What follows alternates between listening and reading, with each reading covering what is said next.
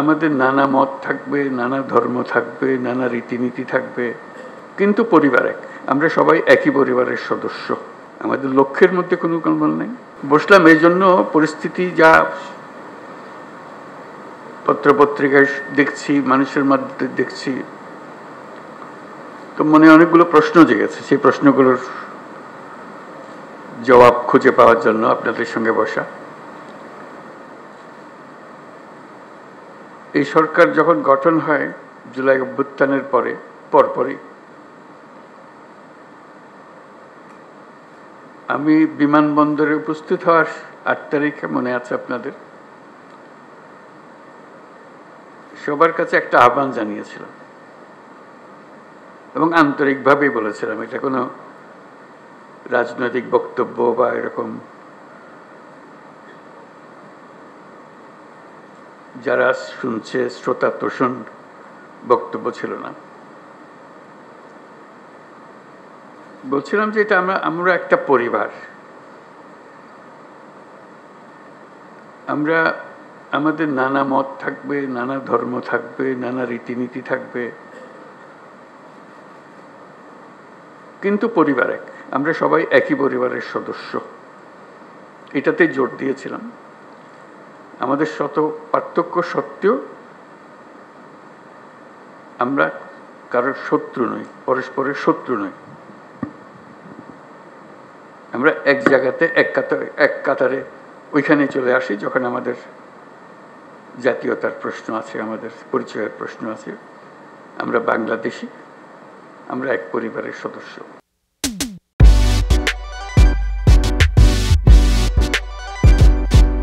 তারপরে যখন শপথ গ্রহণ করলাম তখন থেকেই শোনা আরম্ভ করলাম যে সংখ্যালঘুদের উপরে অত্যাচার হয়েছে। তো আমার মনটা খারাপ হয়ে গেল। একটু আগে বললাম আমি এই কথা, এখন বলেছি অত্যাচার হয়েছে। এর পরে আমি ঢাকেশ্বরী মন্দিরে গেলাম, আপনারা ছিলেন, সেখানেও একই কথা বললাম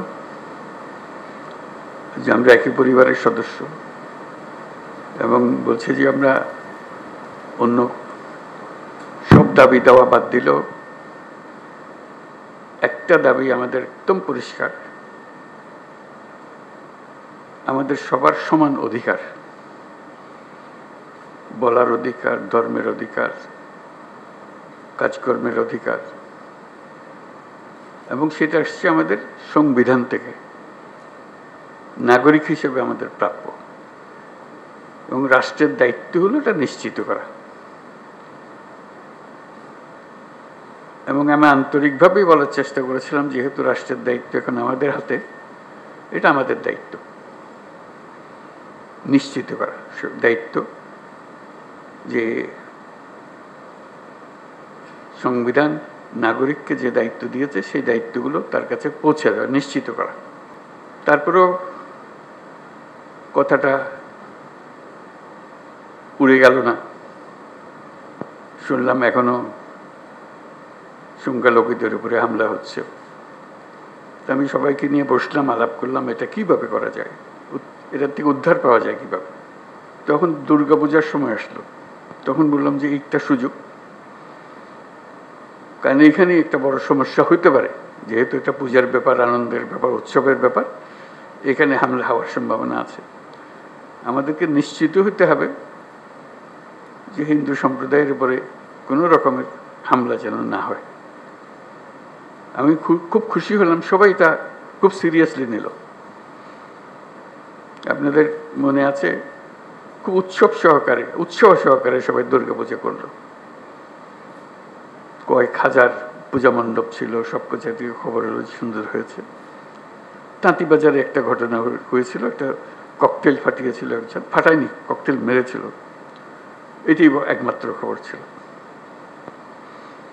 তবু আনন্দিত হয়েছিলাম, নিশ্চিত হয়েছিলাম এই জন্য যে আমরা সবাই একযোগে, এবং সেখানে সবাই যোগদান করেছে। এটা শুধু হিন্দু সম্প্রদায়ের উৎসবের বিষয় ছিল না, এটা পুরা জাতীয় উৎসবে পরিণত হয়েছিল। সবাই উৎসব করেছে, ছেলে মেয়েরা গেছে, বুড়া বুড়িরা গেছে, মুসল্লিরা গেছে, মৌলানারা গেছে, সবাই গেছে, আনন্দ সহকারে করেছে। তারপরে মনে একটু তৃপ্তি পেলাম যে না, একটু তো কাজ করেছি।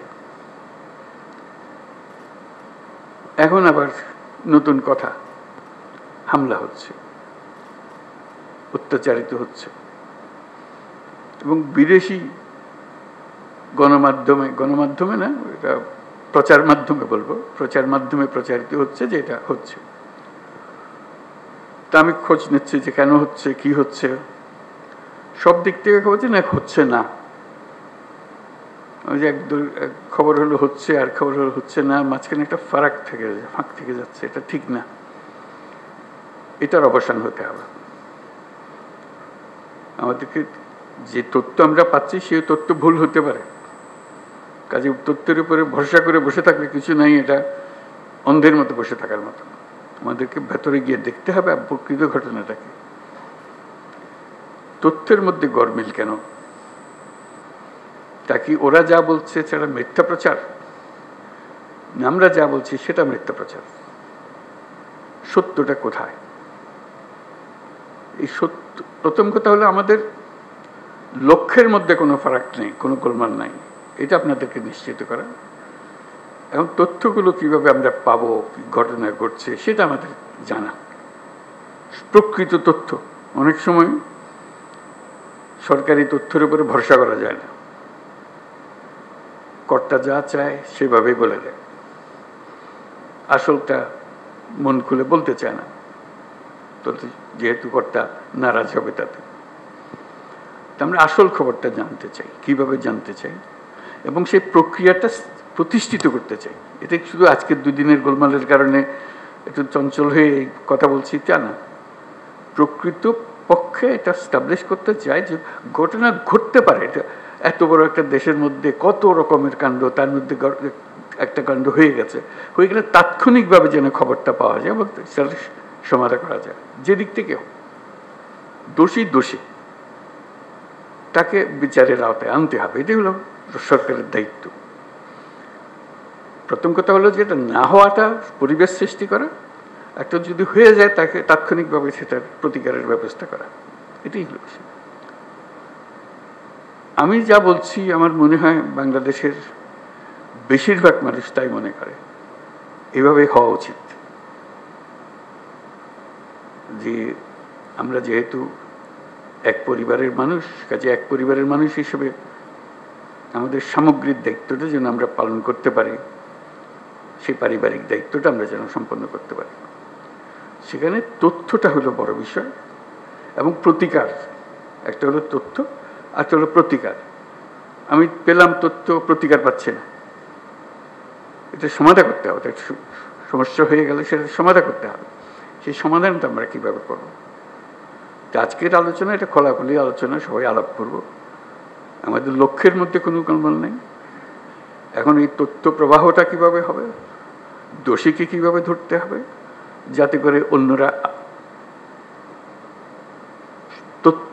মেসেজটা পেয়ে যায় যে এখানে গোলমাল করে সুবিধা হবে না, বিপদে পড়বে, তার পরিবার জেনে যায়, তার প্রতিবেশী জেনে যায় যে সে ধরা পড়ছে, এবং ভবিষ্যতে কেউ উৎসাহিত না হবে।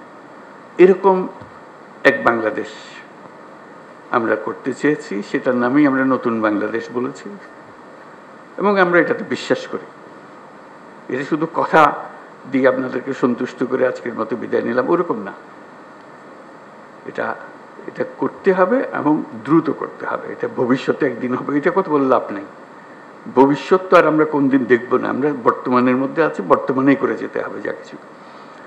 কাজেই সেটাই আপনাদের কাছে আরজ যে খোলাখুলিভাবে আলাপ করবেন বিষয়টা, এবং এই তথ্যটা কিভাবে পাবো, কিভাবে সংগ্রহ করব, কিভাবে নিরাপদে সংগ্রহ করব, যে তথ্য দিচ্ছে সে আবার বিপদে পড়ে না যায়, মুশকিল তো, ওইটাও নিশ্চিত করা।